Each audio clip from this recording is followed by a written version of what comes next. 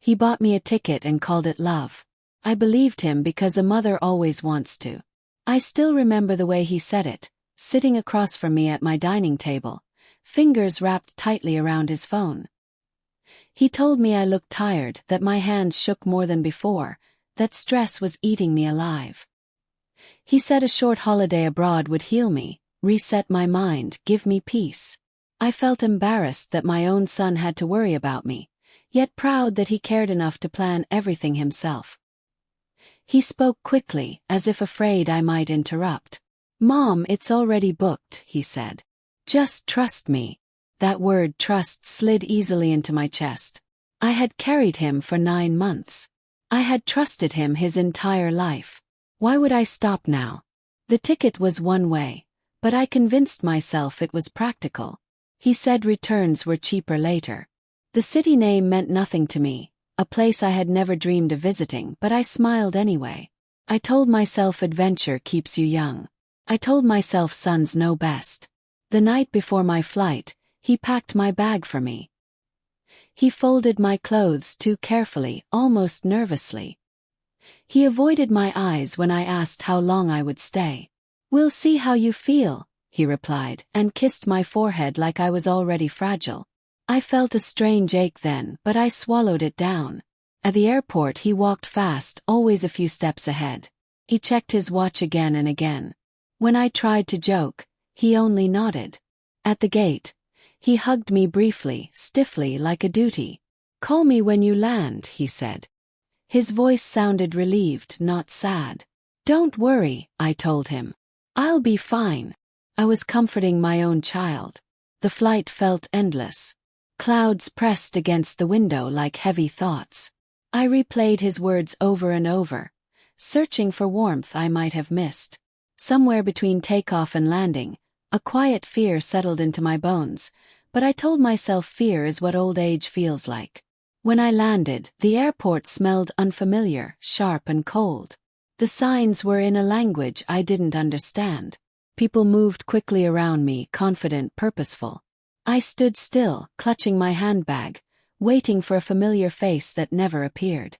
Checked my phone. No messages. I waited near the arrivals gate, watching families reunite, couples laugh, drivers holding signs with names written in bold letters. My name was nowhere.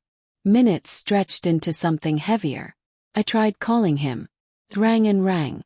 I told myself he was busy, that maybe traffic was bad, that maybe I was early. The automatic doors slid open and shut, again and again, like they were breathing without me. Finally I sat on my suitcase. The floor was cold through my coat. I opened my bag to distract myself, to feel grounded, to touch something familiar. My fingers brushed fabric, medication, a small framed photo of us from years ago. I stood up and walked toward the information desk, rehearsing simple sentences in my head, afraid my accent would betray me. The woman behind the counter smiled politely but spoke too fast. I nodded, pretending to understand, my ears burning with shame. Around me, announcements echoed, names and numbers blurring together, reminding me how far I was from home. I hugged my coat tighter, suddenly aware of how small I felt, how dependent I had become on a plan I did not create. For the first time, a terrible thought crossed my mind. What if this wasn't a mistake at all, but a decision already made without me? That's when my heart dropped. My passport wasn't there. I emptied the bag onto the floor, hands shaking, breath shallow. People stared as I searched desperately, as if the answer might suddenly appear. I knew in that moment, standing alone in a foreign airport, that this trip was never meant to bring me peace. I whispered his name once, then again, hoping guilt might somehow hear me there. It was meant to leave me behind. They didn't ask if I wanted to stay. They assumed I already belonged. Without my passport and with my phone nearly dead, I followed a man in a dark coat through sliding glass doors. He spoke gently, pointing ahead, repeating one word I didn't understand. I told myself this was the clinic my son mentioned, a place to rest, to breathe, to wait until he came. The building was white and quiet, too quiet, like sound had been scrubbed away. The floors shone under harsh lights. A woman in a uniform smiled and touched my elbow, guiding me forward as if I might drift away if she let go. I felt embarrassed by how relieved I was to be led. At a desk, papers were placed in front of me. Thick papers. Damp papers. The letters looked sharp and unfamiliar, marching across the page without mercy. I searched for English, for anything recognizable, but found nothing. My mouth went dry. "I don't understand," I said softly. My voice sounded small even to me. The woman nodded as if I had agreed. She pointed to a line and pressed a pen into my hand. I shook my head. "Please," I said a little louder. "My son. He sent me." They exchanged glances. Calm ones. Practiced ones. The kind people wear when they believe they are in control. A door buzzed open behind me. The sound was sharp, final. I turned instinctively, but another nurse stepped closer, her smile never leaving her face. She smelled like soap and something medicinal. Her hand was warm, firm, unyielding. "It's okay," she said slowly, choosing her words carefully, like I was already fragile. "You are safe." If the word landed wrong. I had spent my life keeping others safe. I stayed in bad marriages longer than I should have. I swallowed insults so my son wouldn't hear them. I worked until my back ached so he could study, dream, rise. Now strangers were telling me I needed protection from myself, and I couldn't even argue properly. Shame burned hotter than fear, because somewhere inside me, a small voice asked if this was what I deserved for trusting too easily. They took my bag. They took my coat. They asked questions I couldn't answer and nodded at answers I never gave. I watched my belongings disappear behind a counter, piece by piece, like parts of myself being set aside. We walked down a corridor lined with closed doors. Some had small windows. Some had scratches near the handles. I avoided looking inside them. The lights hummed above us, steady and indifferent. My footsteps echoed too loudly, betraying my fear. I told myself this was temporary. A misunderstanding. Any moment now my son would call.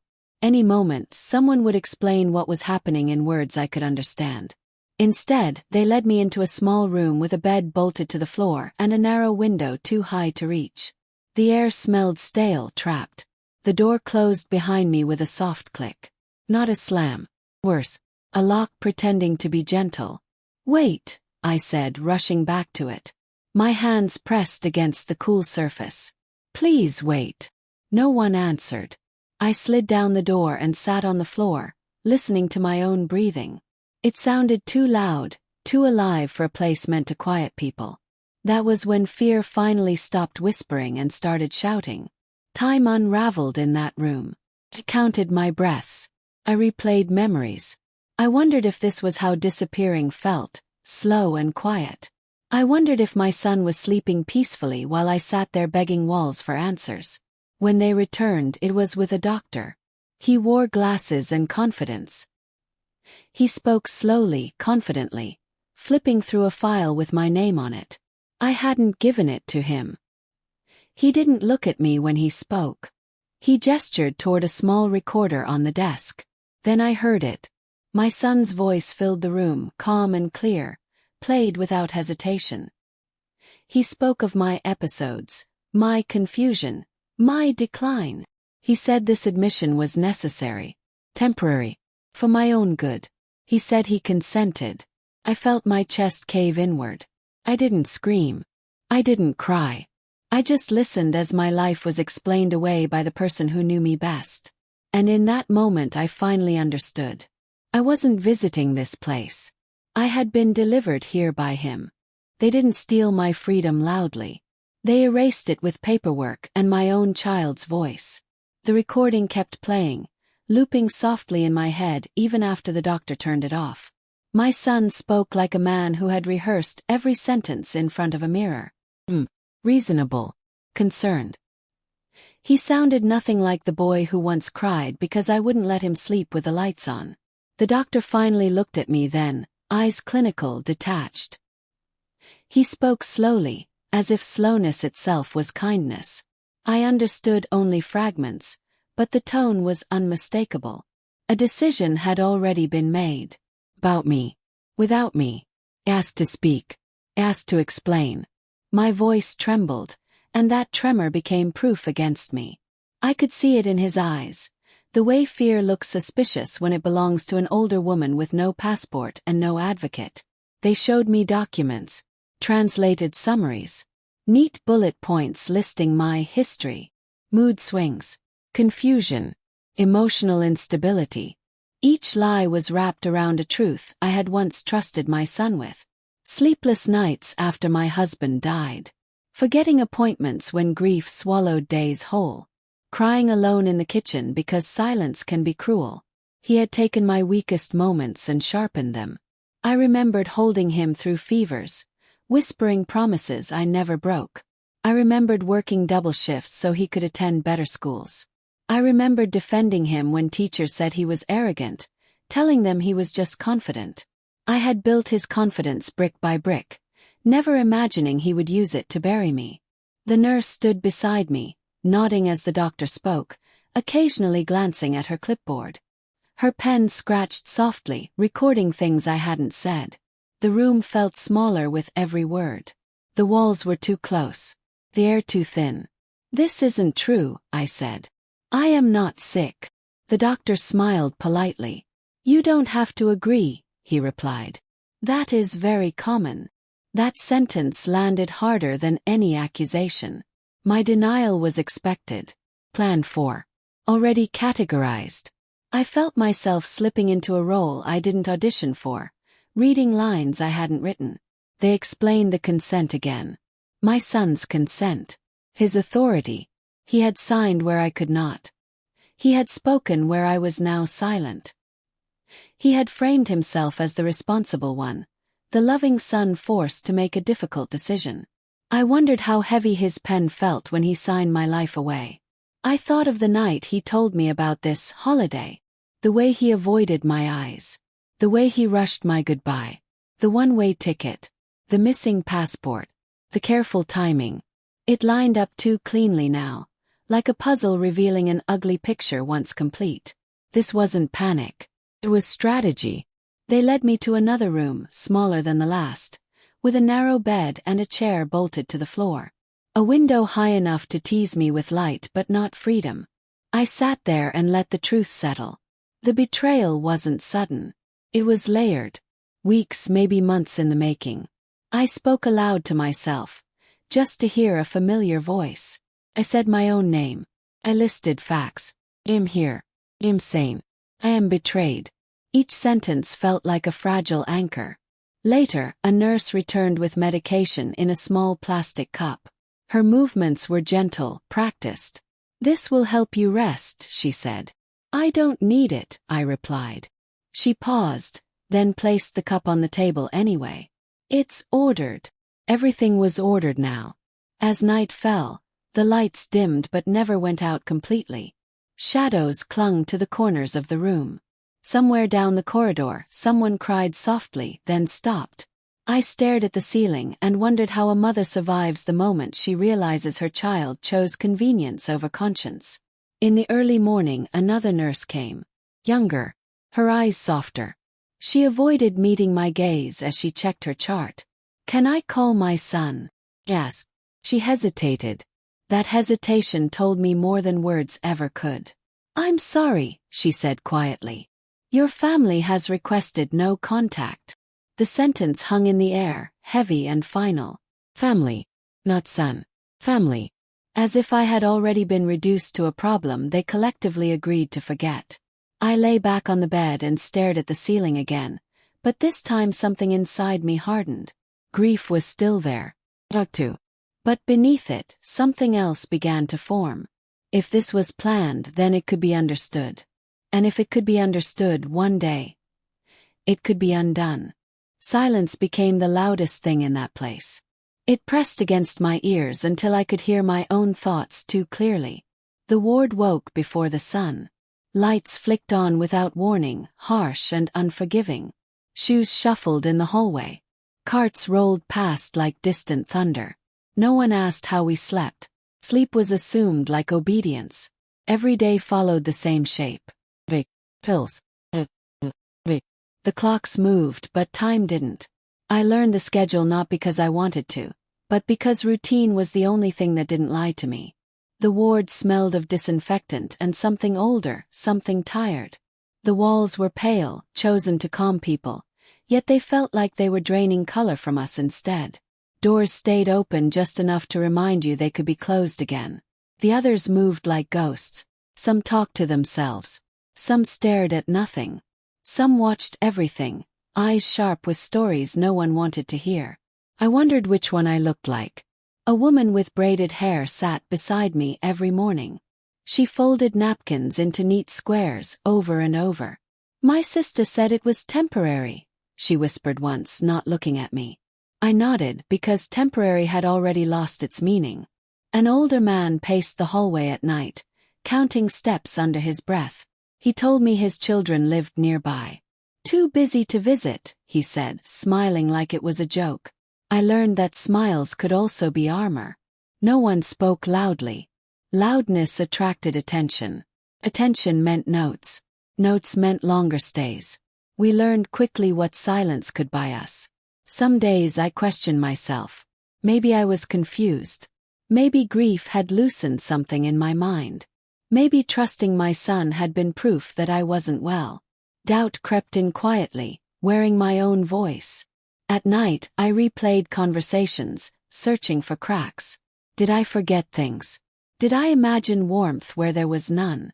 The ward had a way of making you rewrite your own history until you weren't sure which version was real. To survive that, I built rituals. I washed my face the same way every morning. I counted steps from my bed to the window. I recited dates, names, facts about my life. Memory became my anchor. I remembered my son's first word. I remembered the scar on his knee. I remembered the way he used to hide behind my legs when strangers spoke too loudly. Those memories didn't belong to a woman who had lost her mind. During group sessions, we sat in a circle under buzzing lights. We were asked to share feelings. I chose my words carefully, trimming them down until they were safe. "I feel tired," I said. "I feel lonely." Truth, but not the whole truth. A nurse once told me, "You're very cooperative." Thanked her. Cooperation was another form of camouflage. I watched how the system worked. Who was listened to? Who was ignored? Who stayed longer because they protested too hard? Understanding replaced panic, slowly, quietly. In the afternoons, sunlight spilled into the common room through barred windows. Dust floated in it like tiny witnesses. I sat there and breathed, reminding myself that panic would only feed the story written about me. Somewhere between pills and silence, something hardened inside my chest. Not anger yet. Not revenge. Just clarity. If I wanted to leave, I had to outlast the lie. One evening, as I walked back from dinner, I slowed near the nurses' station. They didn't notice me at first. They were tired, voices low, words careless. "She's stable," one said. "Yes, but the paperwork says," another replied. Heard my name. Then the word that froze my blood. "Indefinite." I stood there, unseen, as the word settled into me like a verdict. I started writing to him because silence was eating me alive. The letters were the only place I was still allowed to speak. There was no pen given freely in the ward, no paper left within easy reach. I asked politely. Waited. Eventually, someone handed me a dull pencil and a few thin sheets, watching as if words themselves could be dangerous. I smiled and thanked them, already knowing I would hide these pages like contraband. The first letter began like all apologies do. "My dear son." I stopped there, staring at his title, wondering if he still belonged to it. I told him I was fine, that I understood he was busy, that hospitals were confusing places and mistakes happened. I softened my sentences the way I always had, sanding down my pain so it wouldn't cut him. By the time I finished, my hands were shaking. I never sent it. Instead, I folded the paper carefully and tucked it inside my mattress. It felt safer there than in the hands of people who believed I was broken. That night, I slept with my palm pressed against the bed, guarding my words like they were proof I still existed. I wrote again the next day. And the day after that. Each letter peeled something loose inside me. When I ran out of kindness, truth stepped in. I remembered how often he asked about my house before the trip.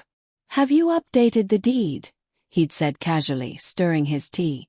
"Just planning ahead." I remembered him asking where I kept important documents, how he offered to organize them for me. How generous that had sounded then. In one letter, I wrote those moments down, line by line, as if listing evidence. The pencil pressed harder into the page. My son had never been careless with details. He liked control. He liked certainty. And lately he liked questions with legal weight. I wrote about the day he asked me to sign something routine. He'd laughed when I squinted at the text. "Mom, you trust me, right?" I had signed without reading properly, my signature still strong, still steady. That memory burned now. The letters changed tone. I stopped calling him my dear son. I started calling him by his name. That alone felt like rebellion. I described the timing. How the questions came before the ticket. How the ticket came before the missing passport. How the hospital came after everything else was already in place. Patterns emerged that I could no longer unsee. At night, the ward was quiet enough to hear paper breathe.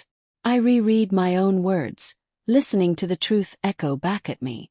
This wasn't just abandonment. It was preparation. Once, during medication rounds, a nurse noticed the pencil marks on my fingers. "Writing helps?" she asked. "Yes," I said. "It reminds me who I am."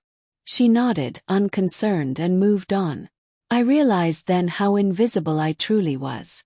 Invisible people are easy to erase. Another letter became a list. Counts, jewelry, the house my husband left me, the small savings meant for my old age. I saw how neatly everything could be rearranged if the owner was declared unfit to decide. I stopped crying while I wrote. Tears had belonged to the mother who believed this was emotional betrayal. What I was facing now was colder, sharper, more deliberate. This wasn't about love gone wrong. It was about access. I folded that letter last, hands steady, heart heavy. I didn't hide it under the mattress. I placed it beneath all the others like a foundation. Because this truth mattered more than comfort.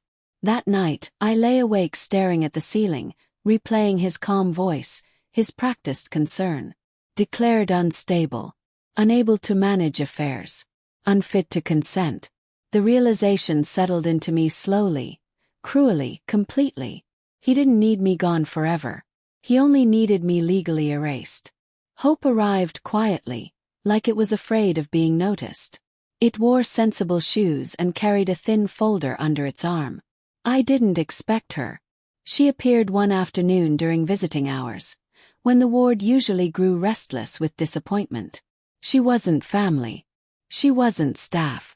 She introduced herself slowly, clearly, making sure I understood every word.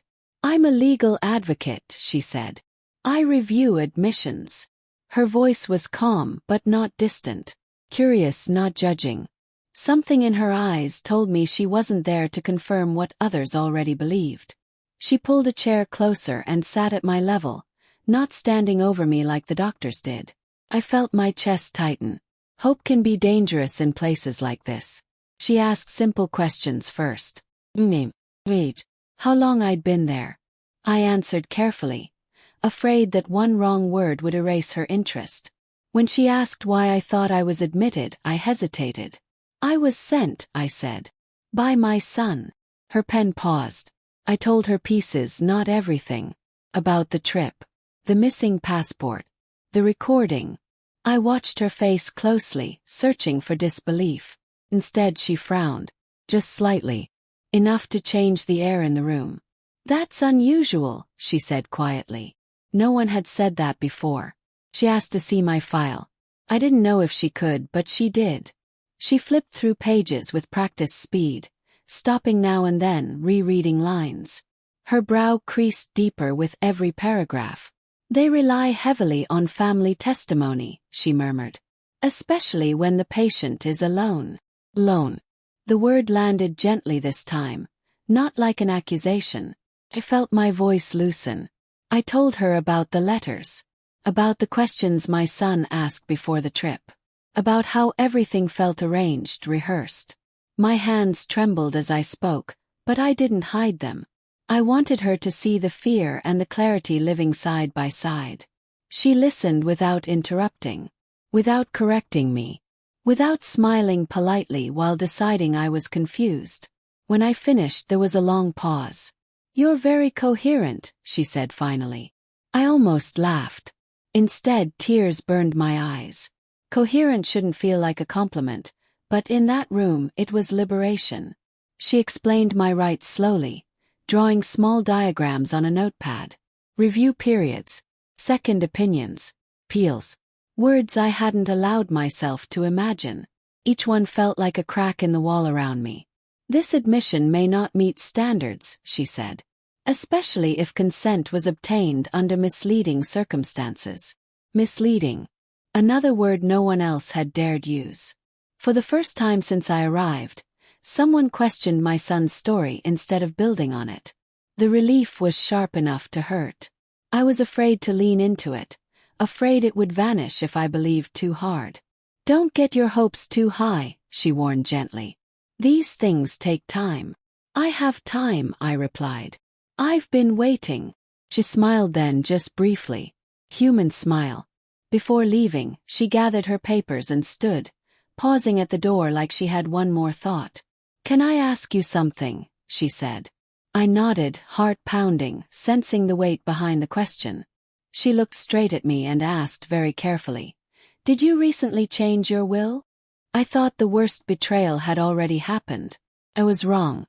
The truth back home was still unfolding without me.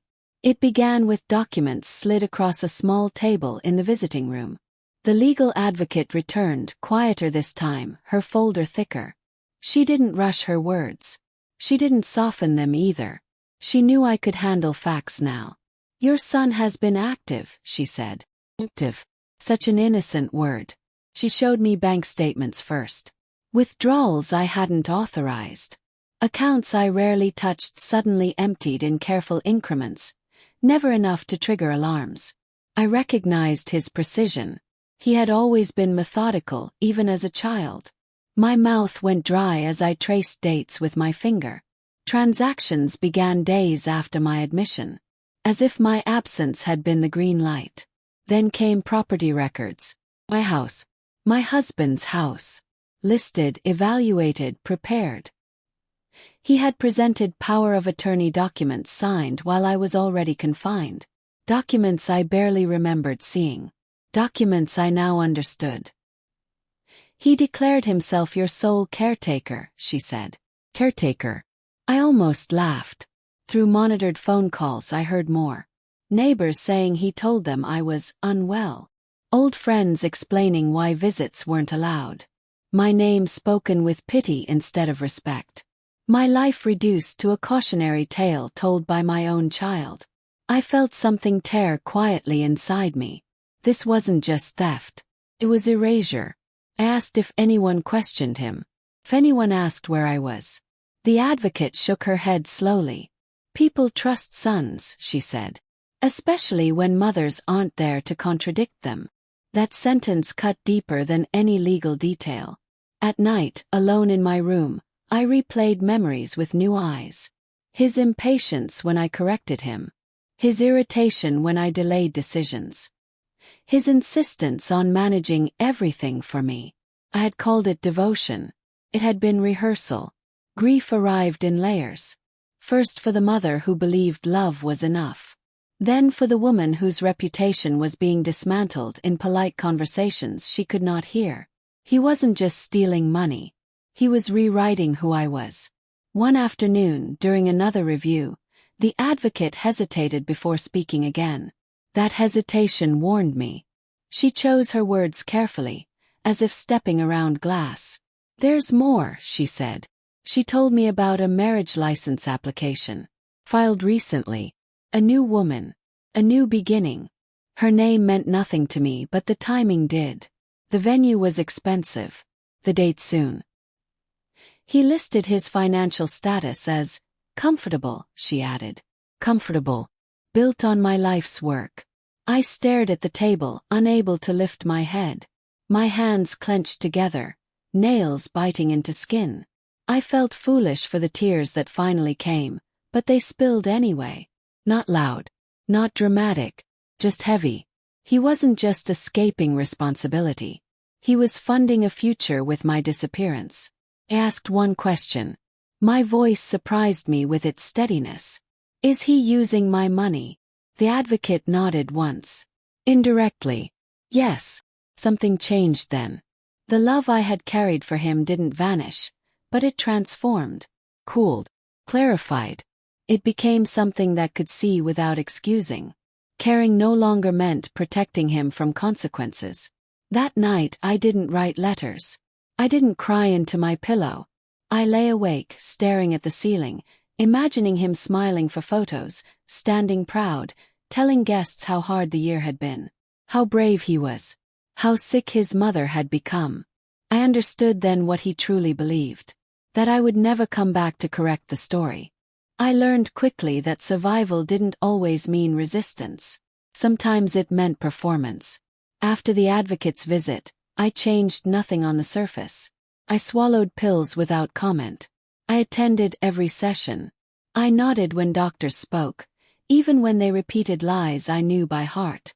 I became the version of me they expected to see. Every morning I sat in the same chair during group therapy. Kept my voice soft, my answers short. I'm adjusting, I said. I'm grateful for the care. The words tasted bitter, but they worked. I took notes when they allowed it. Not real notes. Lists disguised as reflections. Medication changes. Observations. I wrote carefully, knowing paper could disappear if I wasn't careful. Patience became my discipline. Anger stayed folded deep inside me, where it couldn't be used against me. I learned which nurses talked too much, which doctors rushed, which forms mattered. Knowledge gave me something they couldn't medicate away. You're doing well, one nurse told me during a check-in. Thank you, I replied, lowering my eyes. Compliance looks like humility. Inside I was counting everything. I followed routines like they were sacred. Breakfast at 7. Walks at 10. Silence after 8. I never questioned the schedule. I never challenged instructions. I let them believe progress meant obedience. At night, I replayed conversations with the advocate in my head. Her words became my anchor. Reviews. Documentation. I memorized them the way other patients memorized prayer. During sessions I spoke about grief, not betrayal. About loneliness, not theft. I described sadness without mentioning the source. Doctors nodded, satisfied. Grief was acceptable. Accusation was not. You're very insightful, a psychiatrist said once, smiling. Smiled back. Insightful but not threatening. That was the balance. I watched others unravel when they pushed too hard. Raised voices. Angry tears. Each outburst added weeks to their stay. I learned from them even when it hurt to watch. Everyone thought I was broken. Let them. In the quiet hours, I rebuilt myself piece by piece. I practiced steady breathing. Kept my posture straight. I reminded myself who I had been before this place tried to redefine me. Control returned slowly, like circulation to a numb limb. The advocate visited again. Briefly. Carefully. She couldn't stay long. Keep doing what you're doing, she whispered. You're helping your case. I know, I said. And I did. Days passed. Then weeks. The word indefinite stopped echoing so loudly. Replaced by softer phrases. Improvement. Stability. Possible review. Language shifted. Language mattered. One afternoon, I was called into an office I'd never seen before. The walls were warmer. The chairs softer. A doctor I didn't recognize sat across from me, file open. You've made significant progress, he said. I folded my hands in my lap. I've been trying. He nodded, pleased. We're considering next steps. Next steps. My heart thudded once hard, but my face stayed calm. I had learned the value of stillness. He cleared his throat. There's been a recommendation. Waited. Waiting had become my strength. We believe, he continued, that discharge may be appropriate. The word hit me like a sudden light after darkness. Released. Thanked him. Quietly. Politely. As if my world hadn't just cracked open. As I stood to leave, he added almost casually, "We'll finalize details soon." I walked back to the ward slowly, afraid to let hope outrun caution. Patients passed me unaware. The hallway looked the same. But nothing was. That night I lay awake, staring at the ceiling, knowing one truth for certain. If I was being released, then the real story was about to begin. I walked out of that ward carrying more than my suitcase. I carried a quiet rage wrapped in patience, and the slow, steady pulse of a plan taking shape. The air outside felt different. The city smelled foreign and sharp, but my steps were measured, deliberate. I didn't go home. I didn't need to. The streets didn't know me. The buildings didn't care. Only one place mattered now. The lawyer's office. The advocate had given me instructions. Clear steps, legal leverage, ways to reclaim control without exposing myself prematurely. I clutched her notes like a lifeline, rereading each word as I entered the sleek, glass-walled office. The receptionist looked at me kindly, assuming I was just another client. They didn't know what storm I carried. "Good morning, Ms. Adeola," the lawyer greeted, shaking my hand firmly. "I've reviewed everything you brought. We can act immediately." I nodded, feeling the words settle like fire in my chest. I explained the situation again, slowly, leaving no detail out. The missing passport, the signed documents, the recordings, and the transfers. I listed assets, accounts, properties, everything he had touched in my absence. The lawyer typed swiftly, each keystroke a drumbeat of preparation. I watched bank freezes go into motion, notices sent, letters drafted, powers of attorney challenged. It was quiet work, precise work. Justice does not need theatrics, it only needs proof. I asked questions constantly. How long would it take? What if he resisted? What if he tried to hide things further? Each time, the lawyer's calm answers reinforced my growing confidence. I was no longer the invisible mother the ward had made me feel like. I was a force meticulously assembling itself. Between calls and documents, I realized I was smiling, not with joy, but with the thrill of control restored. Each signature, each legal motion, was a step closer to reclaiming what had been stolen. Each move was silent, invisible, like a shadow creeping across a floor. Hours passed. Files stacked. Phones rang. I stayed on top of every detail, noting timelines, responses, and loopholes. I didn't need confrontation. Not yet. His reckoning didn't need drama. It needed inevitability. Then the lawyer handed me a crisp envelope. I frowned at it. It was heavy, embossed with my son's name and a familiar flourish. My heart slowed as I carefully opened it. Inside was an invitation to his wedding. I held it in my hands, staring at the gold-embossed letters, imagining the smile on his bride's face, the celebration of a life built on my absence, my misfortune, and my erasure. I wanted to scream, to throw it across the room, to shatter everything in sight. Instead, I folded it carefully, keeping it for evidence, keeping it as a reminder. Patience had taught me the power of stillness. Rage had taught me how to wait. This invitation was not an offense. It was proof. Proof of everything I had suspected. Proof that my son had acted with calculation, planning, and cold precision. And proof, too, that justice would move silently before any confrontation. I looked out the window at the city below, sun reflecting off the steel buildings, indifferent and bright. I whispered to myself, "Soon you'll learn what it feels like to be watched, quietly." The envelope rested on the desk, heavy with insult and anticipation. And in the quiet office, I felt a pulse of satisfaction. The next move was mine. I didn't intend to be noticed. I dressed simply, muted colors, careful shoes, and a quiet presence. The room shimmered with chandeliers, laughter, and music, but I moved like a shadow along the edges, unnoticed, observing. The air smelled of perfume and polished wood. Glasses clinked.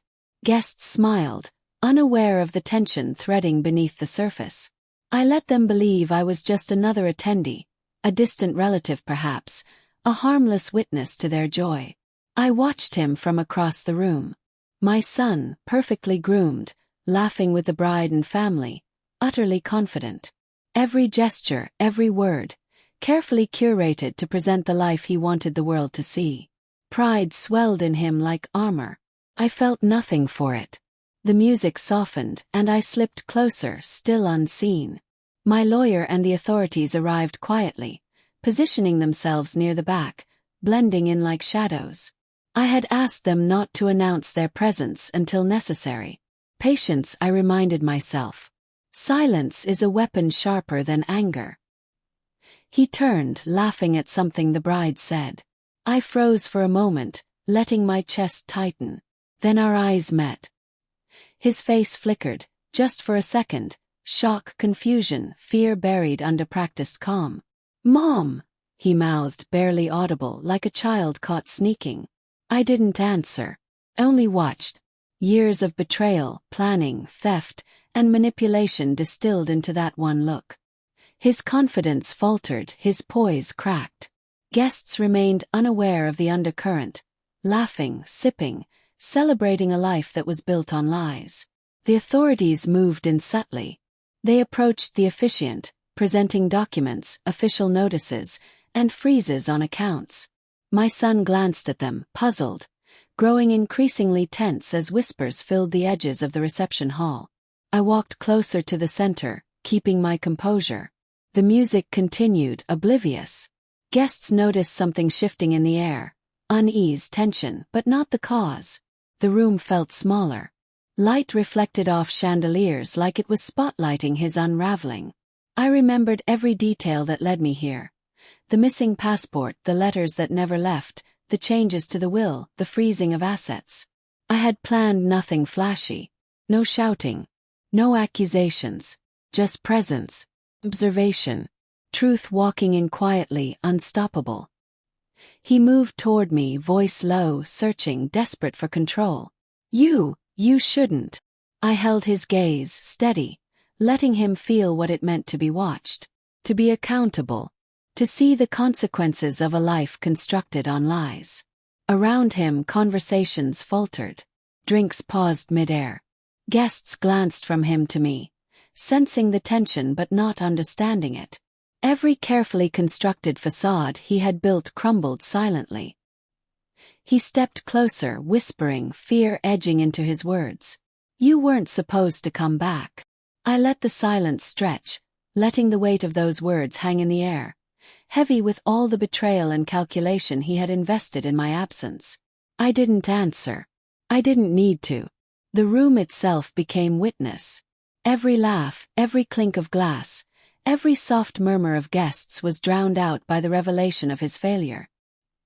He realized, finally, that life cannot be forged from deceit without consequences. I felt a strange calm, standing there composed, observing the man my son had become, terrified, powerless, exposed. Years of planning, theft, and manipulation unraveling before him in public. I whispered, almost to myself, truth doesn't need permission. And as the chandeliers glittered above, casting fractured light across his panicked face, I understood. The long game had just begun, and he had nowhere left to hide. I realized, standing in the aftermath, that I had never been lost. Not really.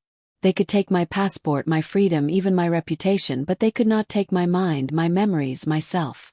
That had always belonged to me alone. The wedding was over. The music faded into memory. The laughter replaced by whispers and confusion. My son's face remained etched in my mind. Fear, shock, disbelief. But it no longer held the power to define me. I had watched him unravel silently. And in that silence, I found clarity. I sat with the lawyer in a quiet office afterward. Papers stacked neatly between us. Counts frozen. Property secured. Power of attorney reversed. Legal orders placed.